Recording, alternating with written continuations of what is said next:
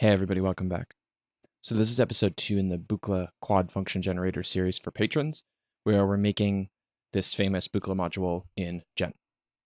So in the first video, we have the patch in front of us. We basically made one of the function generators or envelope generators that this module has. As the name suggests, there are 4 of them in the actual module. So if we look at that here, we've made one of these. What we're going to do now is implement the features that allow these functions basically to interact with one another and be combined. So there's 3 things in particular that it can do. One is that the envelopes can trigger one another. So this blue output on each of them is a pulse when the envelope has completed. And we can patch that pulse back into the input of any of the other modules and trigger that one when the other one is done. That's the first. The second is this ORs feature, which is down here on the right. And basically what this is, it takes pairs of generators and compares them and outputs the one whose value is highest with this additional sort of bias control. So if this knob here is in the middle and we're looking at A and B, then basically whichever one is higher is the one that we're going to output. If it's all the way to the left, we're always going to do A. And if we're all the way to the right, we're always going to do B. And if we're somewhere in the middle, further to the left means you're going to get more of A in general, and further to the right means you're going to get more of B in general. The quadrature mode is a little bit similar to the idea of triggering one envelope when the other one is done. But instead of triggering it when it's done, we're going to trigger it when the attack phase is complete. So if I enable quadrature for module or for envelope generators A and B, if I trigger A, it will go through its attack phase. When it reaches the end of the attack phase, it will trigger envelope generator B. And then when envelope generator A's decay is complete, then it will allow the decay for generator B to start. And down here, there's like an explanation of it. Right here, this one is really good. So it says, when a timing pulse is received, FG1 begins its attack. When the attack peak is reached, FG2 begins its attack. FG2 is then not allowed to begin its decay until FG1 has ended its decay. The 2 envelopes are available as separate outputs, or they may be mixed internally. So I don't know how to mix them internally, because I don't know where that would come from. So I think we'll just do it outside of the patch. But I wonder how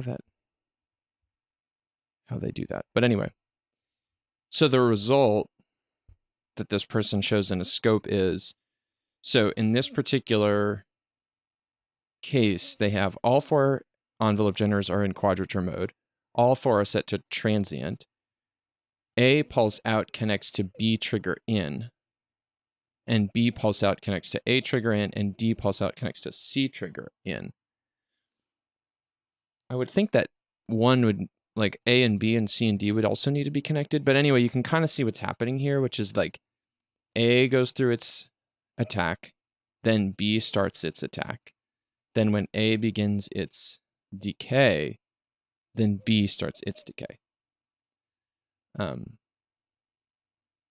if you add these together, then you would get a signal that looks like the attack of A, then a flat top until this point, and then a decay. So we'll do that.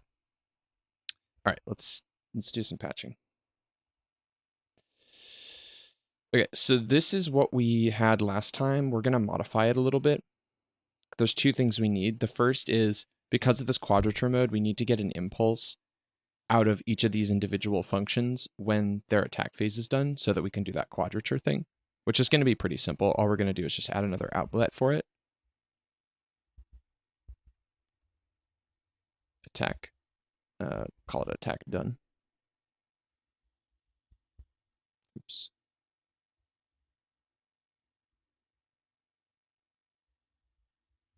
And we'll take this. And then this is the end pulse, and that's going to be outlet 3.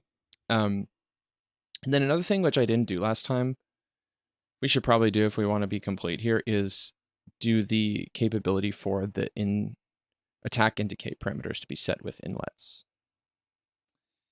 So here's how we'll do that. So we're going to create 2 inlets. Let's just do the first one first. So into,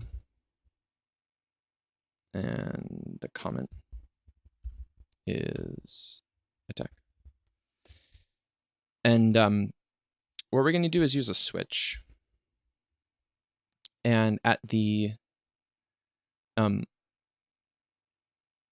right inlet, we'll patch the parameter. And at the input, what we're going to do is set a default value. So normally, if you create an inlet and you don't give it anything for this default attribute, the value that it outputs is going to be 0 if there's nothing patched into it. But if we give it this, then we're going to get -1. And what that allows us to do is to be able to check, hey, is this value equal to -1? Which, or we could even do something great. We could do like -1,000, like something that basically we're not likely to actually try to patch in. And if it's equal to -1,000, then we're going to want the parameter value, right? Because that basically means there's nothing connected to this inlet. If there is something connected to this inlet, which we're going to presume is on the range of 0 to 1, then we'll get some value that is, not -1,000, probably something between 0 and 1. We'll scale that now to the range that the parameter actually wants. So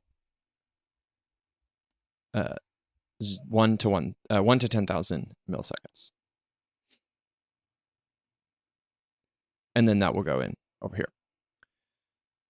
So we could just copy all of this. And we'll do a paste replace here. And this is going to be decay. And so now we have this ability to set those. And let's just test. So I'll add an out 4 to this. And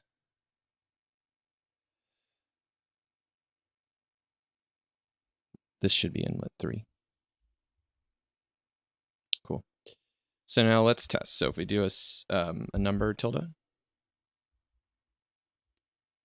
and we turn audio on, and we monitor the output for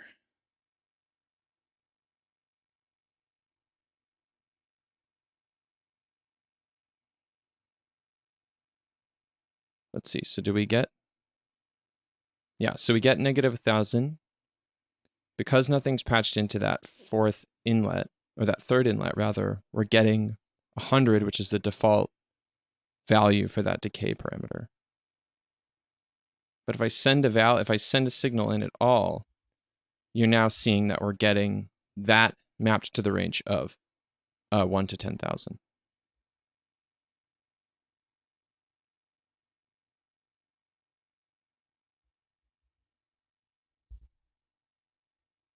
But now, this connection, there we go. There we go. So now you can see that we're getting. So that's cool. That's like how the module actually works. Sweet. So now that we have all those things, now we can actually start to build the quad part in. So I actually have already saved this patch as an abstraction. So normally what I would do is I would just do Command Shift S, so save as, and just save this as a gen abstraction.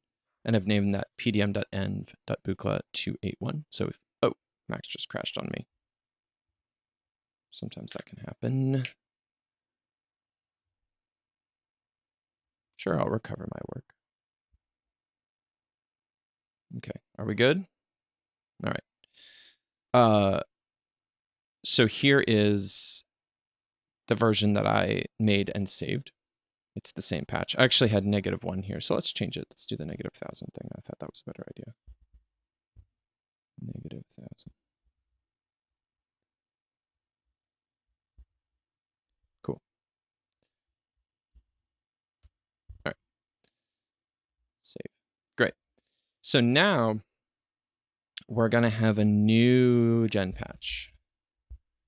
And we're going to call this Buchla 281. So this will be the whole thing. And what I'm going to do is kind of show you the patching here and then show you a version that I've already built, because it would be a little boring to kind of watch all this patching, but you'll get the concepts. So if we open this up, we're going to just work with the first two because the second pair is identical. So we'll start with, let's just start with one. So pdm.env.buchla281. So now we have one of the function generators. And we're going to label this inlet.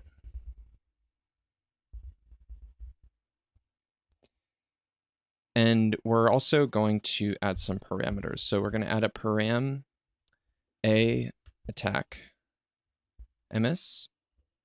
And this is going to be basically just controlling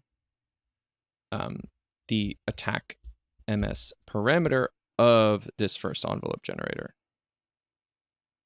So we're basically just replicating these parameters that we have inside the object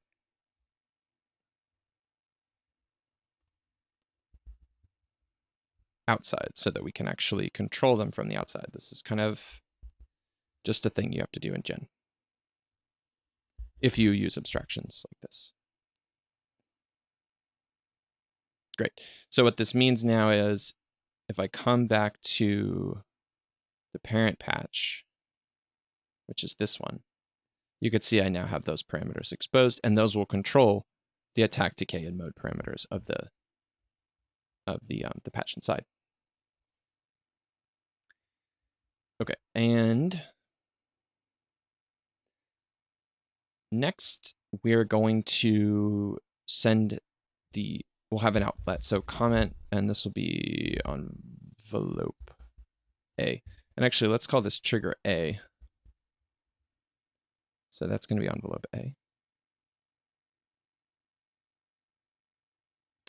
And then so there's three things we need to implement. So the first is the ability for one function to trigger another, the ORs, and the quadrature. So let's start with the ability for one function to trigger another. So what we need basically is a way to kind of patch this rightmost outlet of any one of these into another one. So let's just create the second one here. And I'm going to copy all of this stuff. Oops. And we're going to change these. I told you they'd be a little boring because there's a little bit of I once took a Max workshop, and the professor, Matt Wright, was saying that Max is a little bit like knitting sometimes, which I agree. And then we'll create this in 2 for trigger B. And by the way, this is just going to be that kind of gate or trigger impulse. And we'll do, we'll call this out 3 for envelope B, and then we'll have out 2 B for pulse A, which is this one. So that third outlet is when the envelope is done. And so this will be envelope outlet 4. And that's going to be envelope, and this is going to be pulse B. Cool. Okay, so we need to be able to feed the output here into the input of another one. And we do technically want to be able to do this. We want to be able to basically feed the pulse back into itself, because that is possible on the module. So a way that we can do that is by using a history operator, which basically allows you to do feedback. So you can do something like this, where when this envelope finishes, the pulse comes back around and it goes back in. And we talked about this in the other video. The reason that it's allowed is because we implemented delay. We implemented delay of a single sample that allows us to kind of look back in time and see that there was an impulse on the prior frame and use that to trigger the envelope a second time. Otherwise, you have this recursive thing that you can't resolve because the input at the exact moment in time at which you're processing this out, this frame is the input of upstream. So what we basically want to do is create history objects that are responsible for receiving these inputs that go into the other function generators. So what I'm going to do is create a history trigger A and one for trigger B, and eventually we'll have one for C and D as well. And then we need a way basically to control if that connection has been made. So we can patch the impulse into this amplifier, right, or multiplication. And so now we need a thing that says basically if the connection of envelope 1 pulse output should go into the trigger input of envelope B, then send a 1 into this inlet and allow that to occur. And by the way, we'll actually receive that that signal like this. So because we've named these history objects, we don't have to go like this. We can do that and like this. But another thing that we could actually do is just use a plus and then refer to that variable name. So it's just allows us a little bit cleaner patching. Okay, so we have the basic plumbing set up. Now we just have to do the part where we actually say whether or not the connection should be made. And there's probably different ways to do this. We could use something like a parameter, which would be like 16 different parameters, because you'd have for each of these 4 the indicator of whether the other 4 can be made. However, there's a cool object which was released relatively recently in Max called crosspatch, which let me show you. So crosspatch, in its default state, we have 4 inlets and 4 outlets. And let's go to the help patch. It's made to work with a matrix object. So basically, we've defined 4 inlets and 4 outlets for the matrix object. It has signals coming into those 4 inlets and signals coming out. And then the crosspatch is kind of a way to be able to create routings within this matrix object.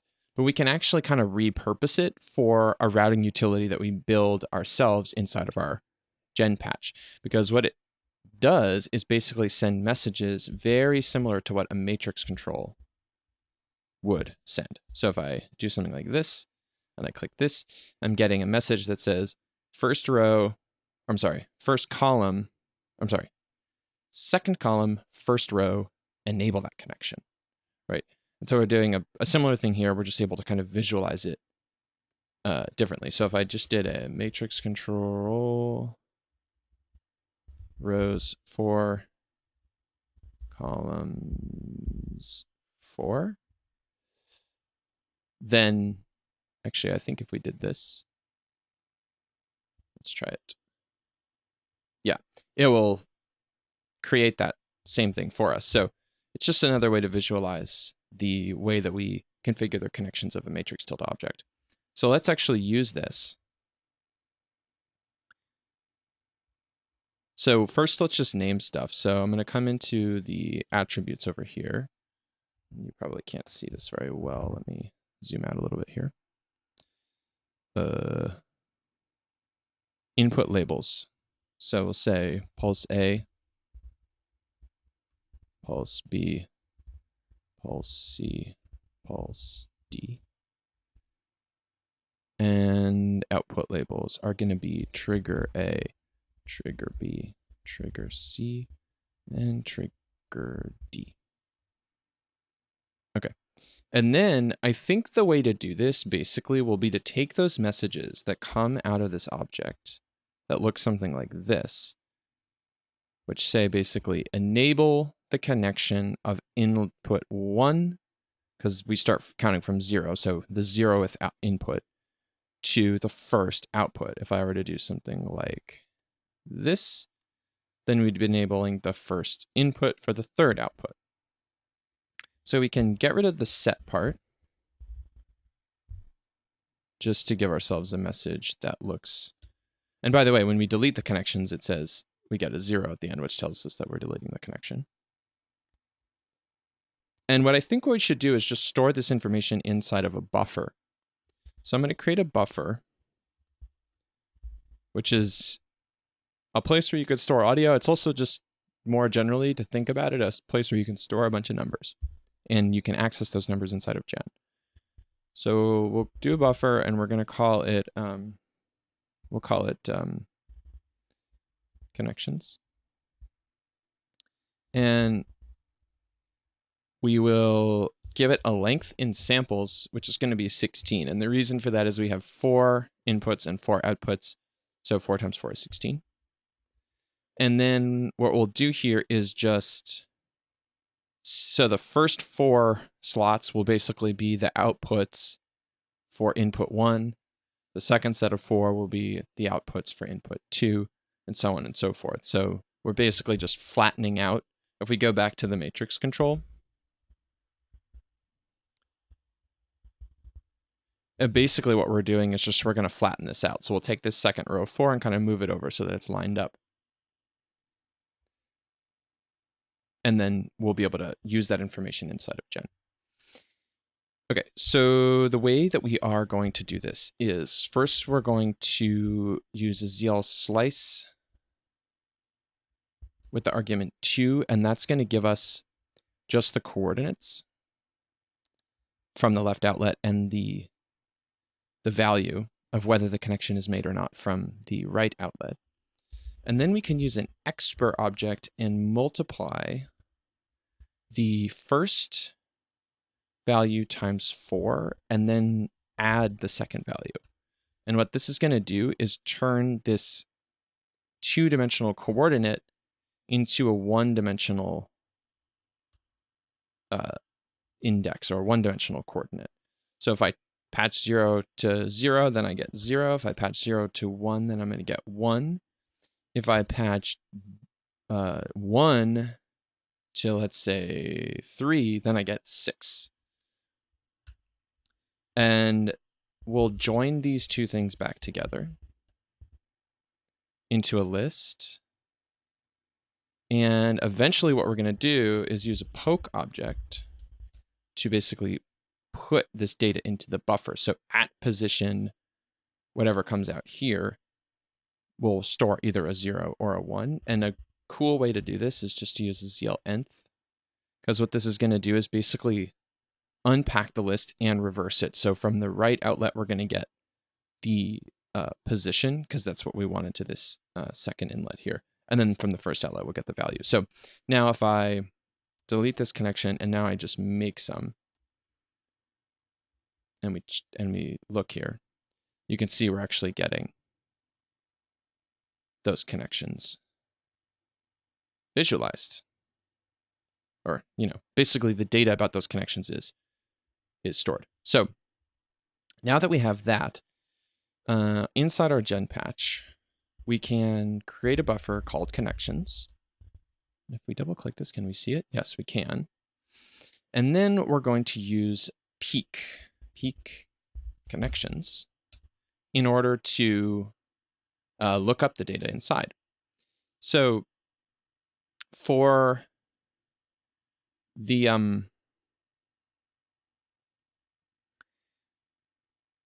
connection of the first one to the first one, we want to look at 0. So index 0, so item 0 in that buffer. And for the second one, we want to look at 2. Or in other words, 1, right? Because we're starting counting from 0.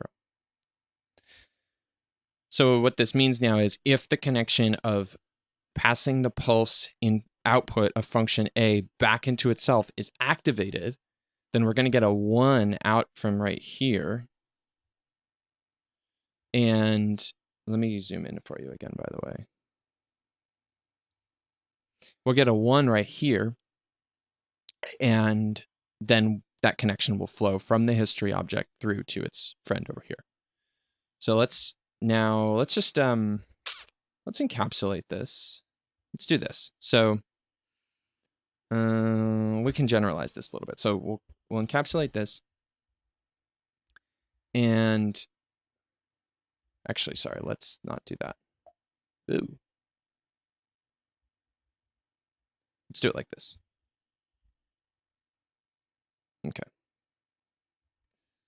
And so we'll say that in 1 is the signal, in 2 is the index. So we'll say this is function generator number 0. So what we will do is scale that by 4. And then for the second one, we'll add 1. And while we're at it, let's just do this for the other 2. So we'll go like this. We'll add some more outlets.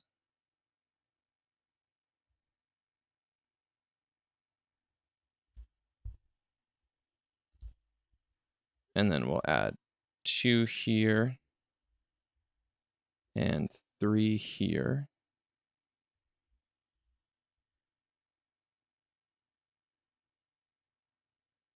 Oops. And so now we can actually just use this little bit of patching for all of these. So we can, let's create the triggers C and D. I know we don't have those envelope generators created yet, but just so that we can easily reuse this code.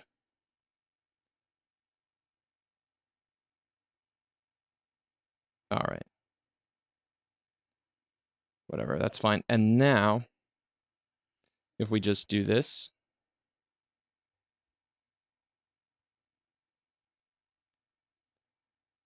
and connect that, and then change this to a 1. We could also, I guess, have used a param, but this is fine. Then now we have a 1 coming in here, so this should be multiplied by 4. So we're going to be looking at number 4 here, number 5, number 6, number 7, which is the correct position in that buffer to be looking at. So now we've basically done the bit where we implement the ability for the module to pass its output pulse into another module. Okay, so let's now do the ORs. So we can do this simply to begin. So we're going to create another switch. We're using a lot of these. And we'll just start by checking to see, is the first function greater than the second one? So we're testing that, and then if it is, then we'll get the first one, and if it isn't, we'll get the second, and we'll create an outlet for this. We'll do 9 because that would be after, because we'd have 1, 2 is for the envelope and the pulse of A, and then 6 more for the rest of them. So then we have number 9 is for ORs A, B. So this would be the very simple way to do it if the knob were always directly in the middle, if that OR knob were in the middle. But we need to, in order to have the knob, we need to, of course, have a parameter. So we'll call it ORs A, B. And then what we'll do is use that to scale the inputs to the comparator. And we'll do this kind of like a linear crossfader, where on one side we'll just pass the gain in, and on the other one we'll subtract that value from 1, and we'll set a minimum and maximum here of 0. and 1. Up here, I should be doing the same thing, setting mins and maxes. I haven't done it, but basically we should just copy what's inside of the actual inside of the actual function generator patch. Okay, so let's just talk through exactly what's going on here one more time. So we get functions from each of these. They are scaled by this ORs AB parameter. Then those results are compared. So if the knob is all the way to the left, we're going to have function A times 1 and function B times 0. So function A will always be higher, so we'll always receive function A. If it's all the way to the right, then we'll be doing the opposite. We'll be scaling function A times 0, function B times 1, and so then we'll always take function B. Let's encapsulate that. We'll call it ORs. Let's also name this. So we'll call that one connections, and then I'm going to do a paste replace over here. Cool. So that's the ORs. And then finally, we just need to do the quadrature. So quadrature. When A attack ends, begin B attack. When A attack ends, begin B when A attack ends, begin B attack. And when A decay ends, begin B decay. So let's add a parameter. Param, you can't see that. Param quadrature AB. I'm going to resize my window so I don't accidentally bring things out of view. Make a little space. And so what we're going to do here is we're going to take an impulse from the second outlet of the function A. So this is an impulse that occurs when the attack of function A ends. And we're going to scale that by the quadrature AB, and we'll pass it through a bool operator just to make sure that we're only getting a value of 0 or 1 here. And what we'll then do is we want to turn that into a gate. So we'll pass it into a latch like so. We did this in the last video to turn an impulse into a gate. So this will kind of open the gate, and then closing the gate is going to be handled by the decay end impulse. And what we can then do is use that to be passed into the second function generator B, using this history operator. And then the only other thing that we need to do is force function generator B to be in sustain mode, which is the one that expects a gate.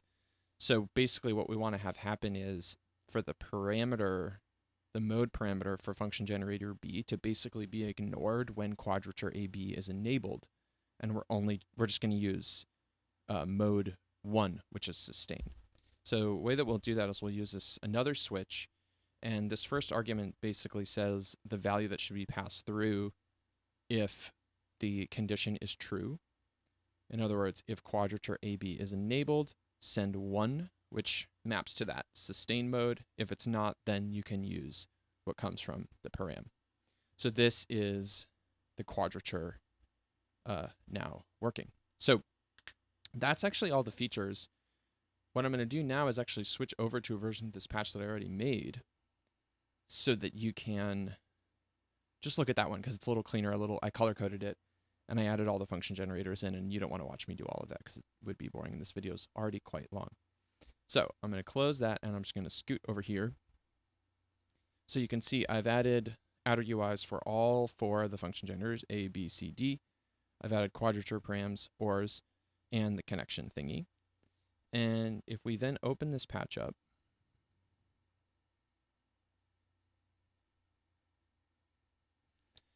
so we have 4 function generators, purple, red, orange, and yellow. And we've got the params. We've got the function generator. So this is the quadrature bit. This is the connections, and then the OR. And I basically just connected everything together in exactly the way we just did, but for all 4 of these. And then if we test it, so let's turn on, oh, Max crashed.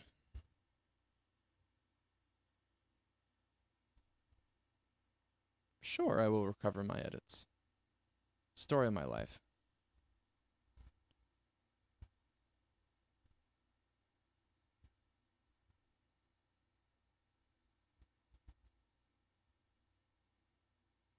Oops. Whoa. Bear with me. All right. Let's try that again. There we go. There's a little thing where when we turn on audio, it starts. That's probably something that if we were really being good, we would fix. There's a way to do it, but I'm not going to worry about it right now. Okay, so let's test things. So first off, let's just fire envelope A. So that's shown here.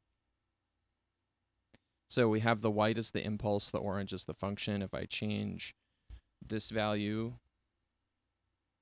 then I get a different looking function. We can do the ramp one. So if I do ramp, sorry, the gate one. So I'll do like a ramp 250, and then I'll copy this stuff. And we'll set A's mode to 1, which is sustain. Oops, sorry, I need to do greater than 0 here. And for good measure, we can also give ourselves a scope so we can actually see that. Why isn't that working? Maybe we need a bigger value here. Let's try like something along like 750. Oh yeah, because the ramp time is 250. There we go. So now we have that trapezoidal shape. Cool. Now let's, so the ore is coming out over here.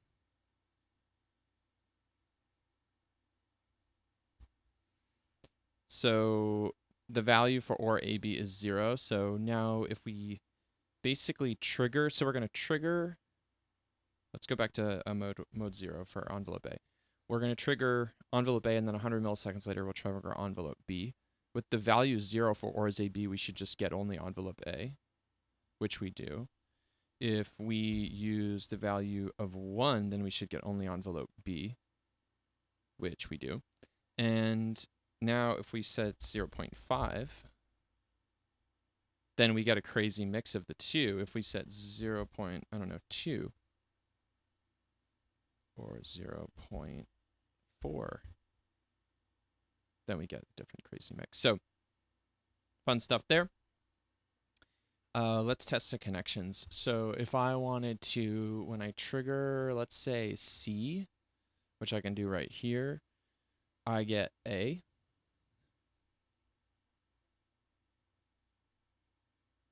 Wonderful, that seems to work. So you could see here that C goes first, then A. So this is C over here. When we get the impulse from C, we get A. And let's test the quadrature. So for AB, we're going to, let's just fire off. So what should happen is we fire off A. When the A attack ramp ends, it starts B. When the B decay ramp ends, then B starts to decay. Cool. And also, we can sum those. So that's what I'm doing here. I'm just adding them together and then clipping the output to the range of 0 to 1. So this is that thing that it said in the document about, oh, they can be summed internally. Or maybe it said externally. But whatever it is, we're doing it externally. If I trigger A, then that's the sum result there. Let me change a parameter here to like, let's change this to like 600 milliseconds, the decay for function B. You can now see we're getting basically the summed result here. Cool. All right. That's it. Long video. I hope you enjoyed it. Let me know what you think. I'll probably at some point do like a nice UI around this, and then maybe I'll put that one up on the main channel so all of you patrons get all the really deep gen stuff, and then everybody else just will get like a little UI stuff, and maybe I'll make a little external of this. We'll see. Let me know what you thought of this, and I'll see you next time. Bye.